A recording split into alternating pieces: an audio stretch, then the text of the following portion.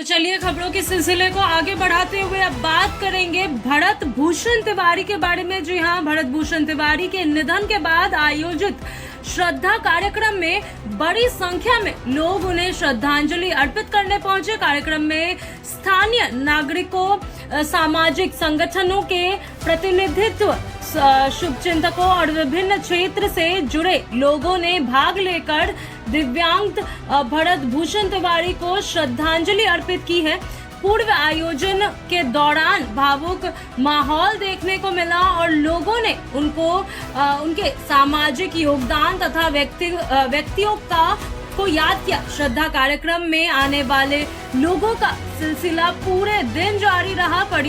परिजनों ने सभी आगंतुकों की स्वागत की और दिव्यांग आत्मा की शांति के लिए प्रार्थना की गई। उपस्थित लोगों ने कहा कि भरत भूषण तिवारी अपने व्यवहार, सामाजिक कार्यक्रमों और लोगों से जुड़े रहने के कारण क्षेत्र में एक सम्मानित पहचान रह चुके हैं। यही कारण है कि उनके अंतिम संस्कार के बाद श्रद्धा कार्यक्रम में भी बड़ी संख्या में लोगों की भीड़ शामिल हुई। इस बीच कार्यक्रम के दौरान भरत भूषण तिवारी के भाई ने प्रशासन पर गंभीर सवाल उठाए हैं।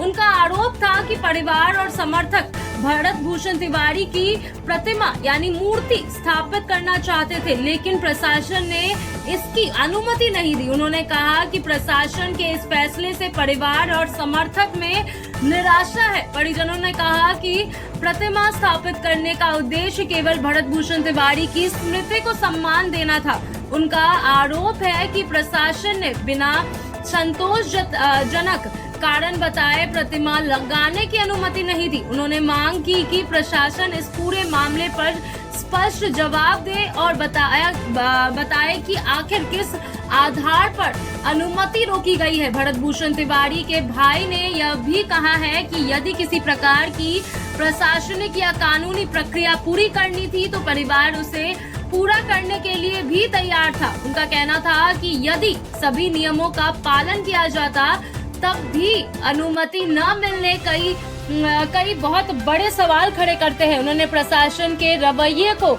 दुर्भाग्यपूर्ण बताते हुए कहा कि इससे लोगों की भावनाएं आहत हुई है। श्रद्धा कार्यक्रम में मौजूद कई लोगों ने भी प्रतिमा स्थापन को लेकर अपनी प्रतिक्रियाएं दी। कुछ लोगों का कहना था कि यदि सभी कानूनी प्रक्रिया और स्थानीय नियमों का पालन किया जाए तो प्रशासन को मामले पर संवेदनशीलता के साथ विचार करना चाहिए। वहीं कुछ लोगों ने कहा कि सार्वजनिक स्थानों पर प्रतिमा स्थापित करने के लिए निर्धारित नियमों और सरकारी अनुमति का पालन करना आवश्यक है। अब यह मामला केवल श्रद्धांजलि कार्यक्रम तक सीमित नहीं रह गया है, बल्कि प्रशासनिक निर्णय को लेकर भी चर्चा का विषय बन चुका है। परिजन चाहते हैं कि उन्हें प्रतिमा स्थापन के संबंध में स्पष्ट जानकारी और उचित निर्णय मिले, जबकि प्रशासन की ओर से इस मामले में आधिकारिक प्रतिक्रिया का इंतजार किया जा रहा है। फिलहाल भरत भूषण तिवारी के श्रद्धा कार्यक्रम में लोगों का लगातार पहुंचना उनके प्रति समाज के सम्मान और लगाव को दर्शाता है। दूसरी ओर